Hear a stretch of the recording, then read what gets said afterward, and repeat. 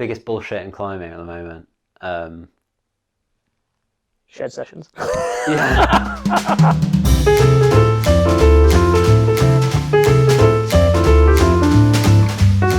2018 Rock Film Tour. Was the Brazil thing, wasn't it? Yeah. Yeah. Have you seen this year's one? No, I really want to see Franco's one. Is it good? It's so good. Yeah. It's really good. And like, it makes you realise how good Franco is, because you watch the Lexicon one and you're like, yeah, that's a bold route, but it's being climbed by Neil Grisham and Stephen McClure. Stephen McClure's like climbed 9B Sport. Yeah. This thing's like 8B plus. Yeah. And they've fallen off from pretty much the top, and it's safe. Whereas Franco, he's practicing ground falls before he climbs the route. As in, he's like stood on the floor, jumping up and landing on his arse, ready for when he decks from the project. And you're like, yeah, that's something else, isn't it? And he's like legging it down crags, like running off of crags to be prepared for like fucking up on his. You're like, that's a different. And you can tell whenever he's climbing a route, it's like actually he's like physically at his like limit, like it's like living end, like he may fuck it up. That was the same. Are we good? Yeah. You've been filming all that? Yeah. I just let it go. That's the same as me on Prisoners and Jim on Prisoners. Yeah. Because I was at my I reckoned it was around 8B. Yeah. And Jim found it easier. Yeah. But I've had a few people try it. Yeah. It was strong. You can't do it. Yeah. Or struggle to do some of the moves and found a slightly different way, but still think it's around 8A plus. Yeah. So the story is like, you gave it E10 7A. Yep. Which is a big number. Yep. But kudos, because you've got to give it the number you think it is. Because you could have just not graded it, couldn't you? Yeah. Or you could have been like, oh, I'll give it a low end grade. But not grading something And it'd be when a you're lie. the first ascensionist is just lazy, in my opinion. It's a bit Yeah. of a cop out. I think so. People say like, oh, you can't grade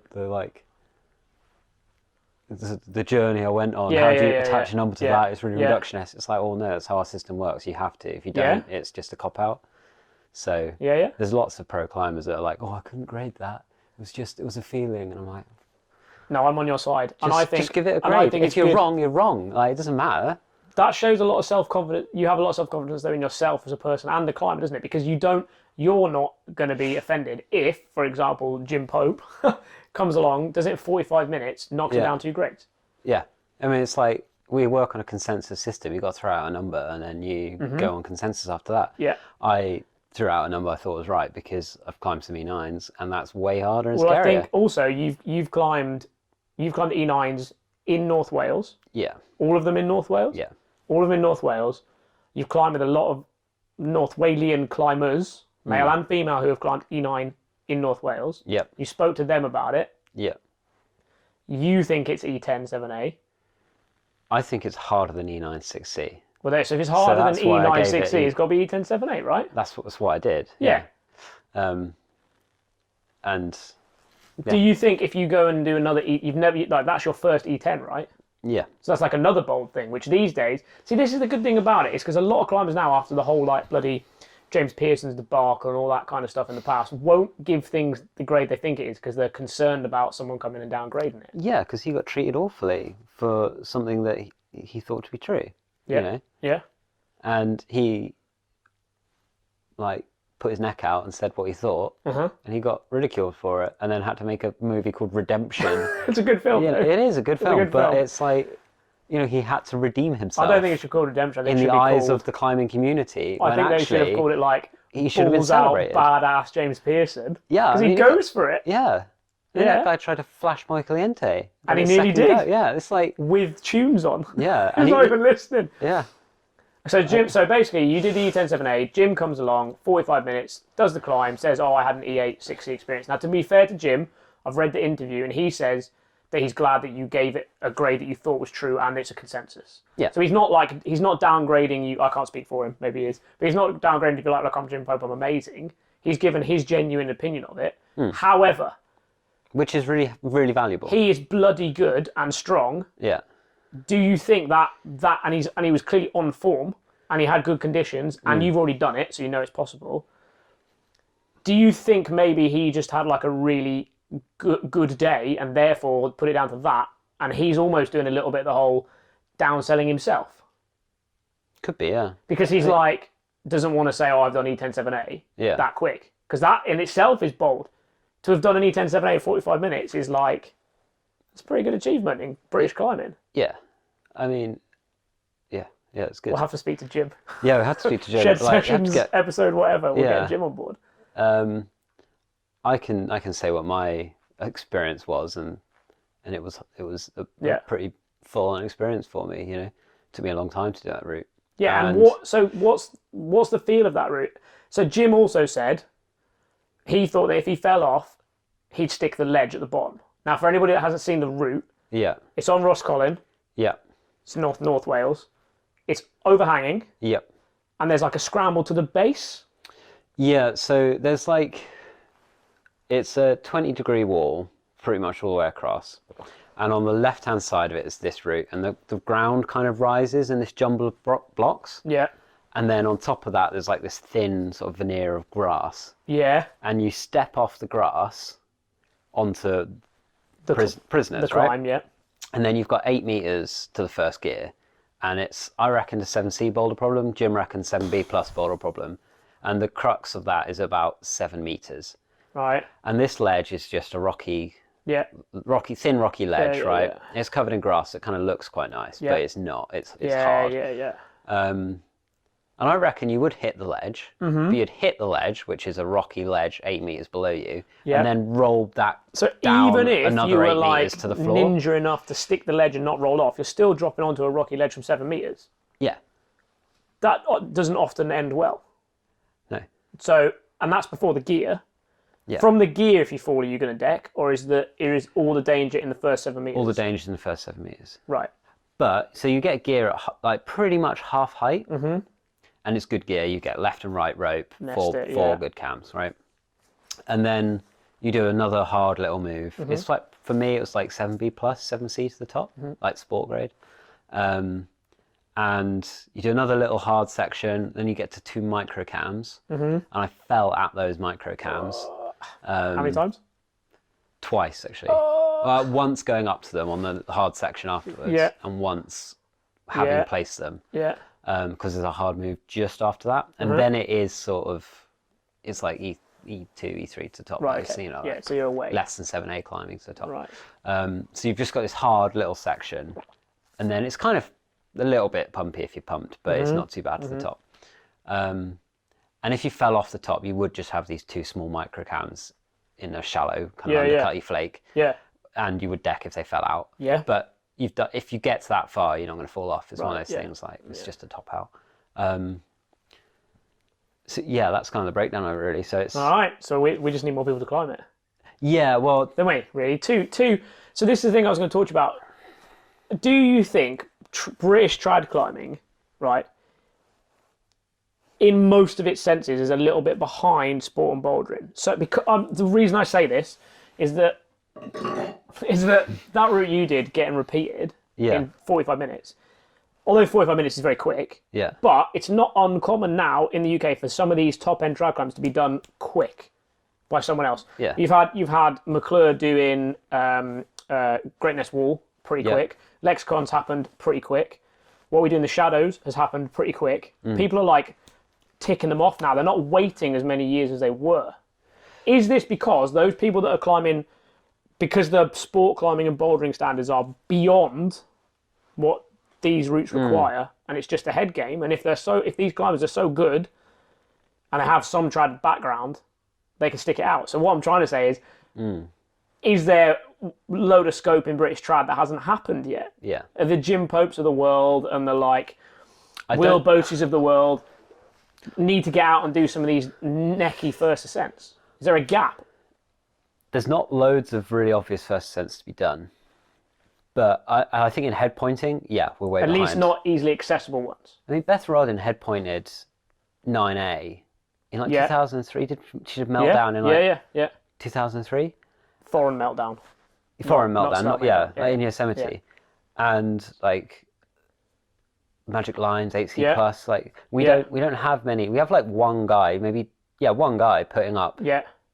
2 guys putting up Steve McClure and Dave Mack putting up like 8C plus trad routes. Yes. In the UK. Yeah, definitely. And then we have people like Kath who's like on-siting 8A plus trad route. Firing off E7s and E8 on-sites, right? And putting up a load of scary guns. And then you've got the old school, the old guard, Nick Dixons of the world, also smashing out E8s. Yeah. But there's not people putting years of effort who are actually really good at climbing into first ascent products because it's not cool. Yeah, I agree. I think I'm on your side. I think in the past, people were spending a lot of time on these projects. Yeah. I mean, and I don't think it's quite true that we're running out of rock. That's what everyone will say. But I've spent some time in Scotland on like less accessible islands, but also still accessible islands.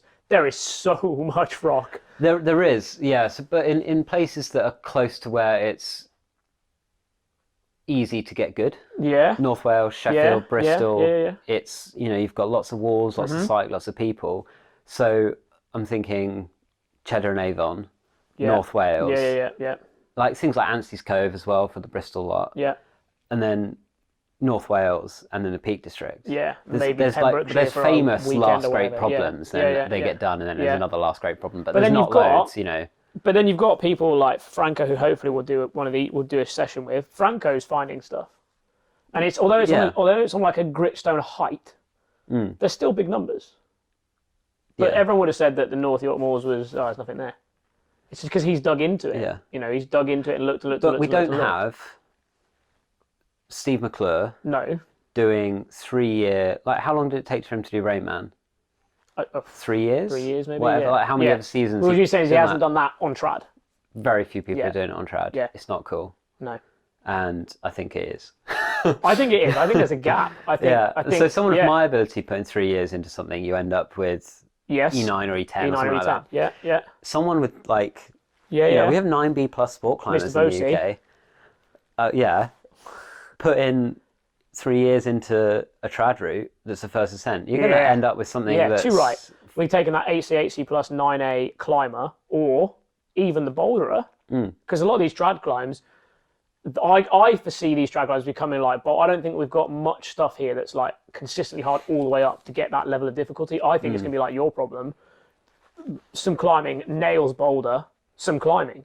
Because that bouldering grade has like skyrocketed. People, I mean, 8C is nothing now globally. People are churning out 8Cs left, right, and centre. It's a big number, but some people are doing them. You take that and put that in the middle of a trad route with no gear. That's huge. Yeah, I think it's one of these things of like finding it as well, because you can find a bit of rock that looks blank, put bolts up it, and climb it. Yeah. And are people looking? Finding something that has the right amount of gear on it. So like it's scary, but it's not death, or like there's a scary bit, and then it's like amenable afterwards, or you have a lure to aim for. Something like My Cliente, when you've got like you got Ghost Train, you've got all the threads in the world, and then there's like nothing. There's for a something while. up there, and on Ghost Train, there's 6 meters, 7 meters to the thread, and like there's nothing in between, right? It's finding routes like that where you've got lures to go for, or you've got obvious like. I mean, literally the only place I can think of is Scotland. Yeah. Really. Cool. So we are behind. That's the answer. Trad needs to become cool again. Yeah, or like Rhapsody, where you've got bomber gear, and then it's like nails to the top. Right. Yeah. Big fall. Big fall, but reasonably safe. But these things are sort of hiding in plain sight, because like Great Nest Wall was known about. People have tried it. But how long has it been there? I mean, we tried that.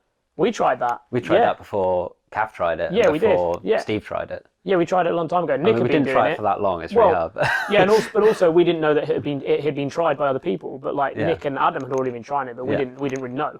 We were just like, oh, there's a blank bit of wall, and then we abbed down it, and we were like, still a blank bit of wall. But there are routes there. There's still routes there to do with no gear, especially if you get rid of all this peg stuff and you go strict on the ethics. But that's probably another conversation. That's a very long. That's a different one. We'll get Nick in on that or someone. No, so going back to how cool it is, and why people are motivated to climb things. I mean, you need like social approval for a lot of stuff. You need a bunch of mates doing it. It's easy to find a load of people who want to go bouldering. Yeah. A lot of the people that are going and doing hard trad are doing it on their own. Yeah. Because of the time it takes to do. Yeah. And so, actually, I think in the lakes there's a bit of a crew forming at the moment. Yeah. There's certainly like groups of people in Sheffield I know of who are going out and climbing hard together. Right. But you do need that that group, that social aspect. It needs to be in vogue with a bunch of people who are all keen, and then you go and do hard stuff. Yeah. And I think it's growing in North Wales. Well, that's exciting. Yeah, it's good. It's good. Cool. All right. We had a couple other questions I was going to ask you, just to get some more ideas about you. I want to know who you think the most underrated British rock climber is. Of any time. Doesn't have to be this now. It can be any discipline, all disciplines. Underrated British rock climber. Yeah, underrated or hasn't achieved the social sort of recognition or general recognition that they probably deserve. Or who's going out badass climbing, really good stuff all the time. Yeah. And we don't know. I've stumped you now. God, there's too many. That's the problem. Yeah. There's too many unrecognised. I'm thinking of people who write guidebooks and have put so much effort into rebolting. That's a good answer. A couple of people rebolted the whole of the Great Orme together. That's a great answer. And they get no recognition for it. The amount of hours Cy Panton, for example, puts into guidebooks, Pete Harrison puts into guidebooks. Yeah. Terry. It's insane the amount of work they put in for the community, and people don't know. That's a good answer, because you took it away from about physical success. Yeah. That's good. I like that. I think they're the most underrated climbers in Britain, are the guidebook authors, the developers. Local access officer for the BMC. Yeah. Alvin Jones, he put so much work. Yeah, Alvin's relentless. He put so much work in. Yeah. And no one would know him. No.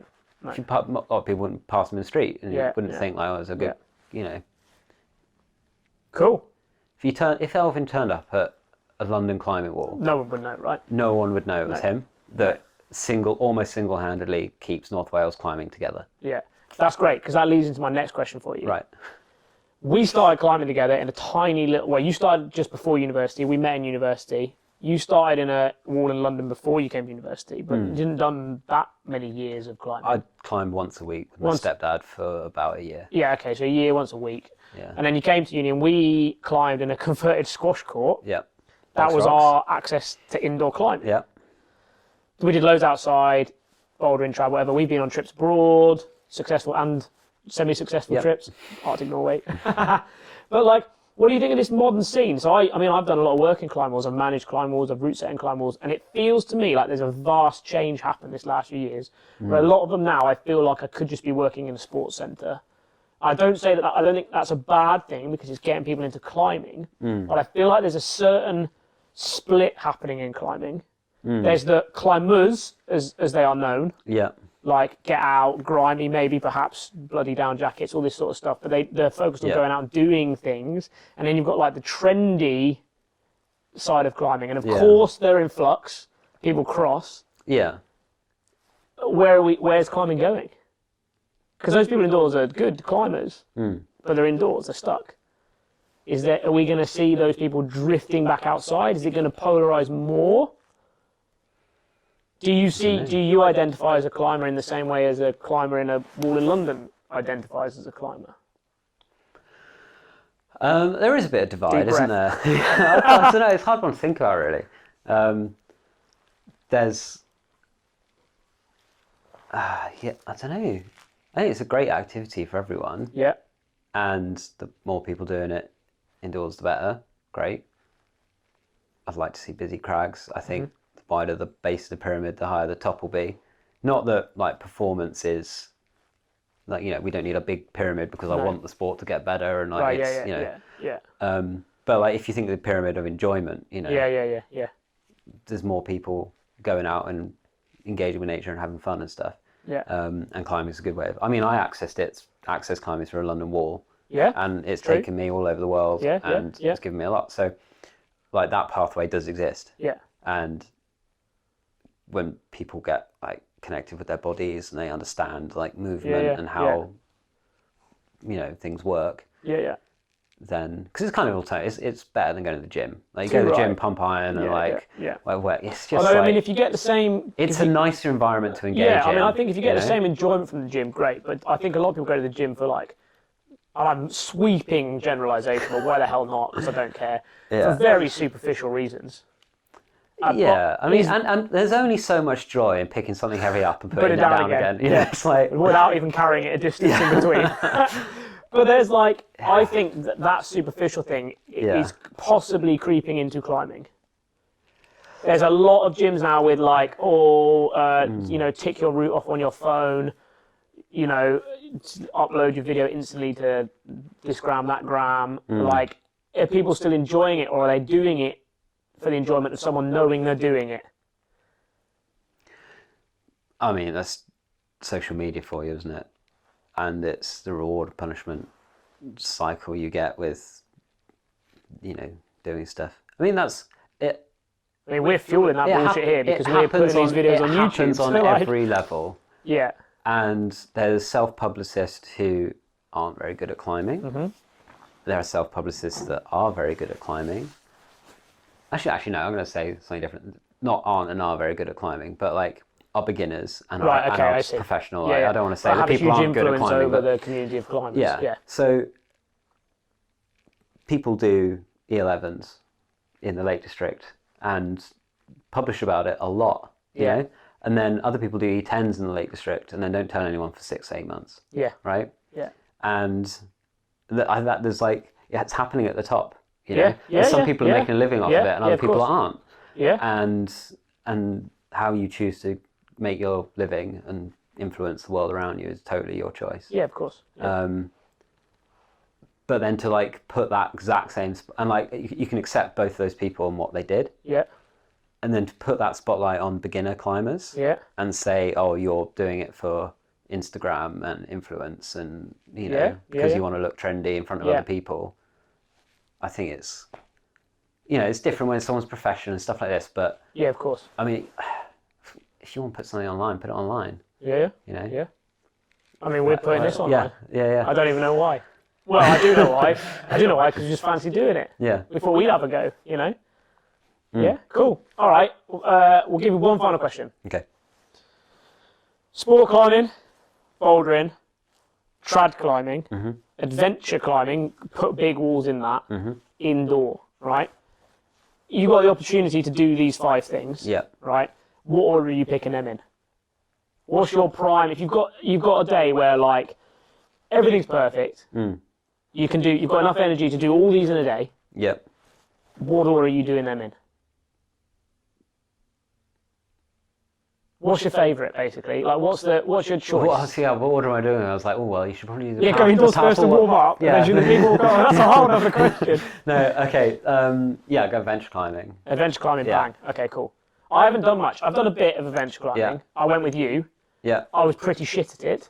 We had fun. We had a lot of fun. I would like to go again. Life got in the way. I would like to do more. Yeah, cool. So adventure climbing is top. You adventure climb, then you trad climb, then you sport climb, and then you boulder. Yeah, and then it's indoor. And then you go indoor climbing. Because you indoor climb to train for bouldering. Which is what we've been doing today. And you go bouldering to train for the sport climbing. And you go sport climbing to train for trad climbing. And trad climbing is training for big wall climbing. I keep telling people this. People are like, I hate this thing where people go, trad climbers say, boulder's a load of bullshit. You're like, it's not. It's the moves on your trad project. Yeah. And then like trad climbers go, I'm not going to go sport climbing. Like, you have to, because you have to have the endurance to do the climb to get to the moves. Okay, cool. Actually, I lied. Final question. Okay. What is the biggest piece of bullshit in modern climbing? I think, I'm going to put it out there first, I think it's people getting really fucking uptight about things like chalk or tick marks or like people at the crag or like... So when people have got in a car and driven down a motorway that's been like churned out of the environment to a crag that's technically a quarry, and then they're like, my day's been ruined because there's a tick mark. They'll hate that. Yeah, that's taking these. What I mean by that is taking these isolated events and blowing them way out of context. I don't like that. That annoys me. The biggest bullshit in climbing at the moment. Shed sessions. Yeah, shed sessions. It's not. I don't know. The fact there aren't more people doing hard trad. Brilliant. I love it. Yeah. We'll end it there. Cheers, James. Because Thank you. Let's just end it there. It's not otherwise we go, someone will get offended. But we don't care.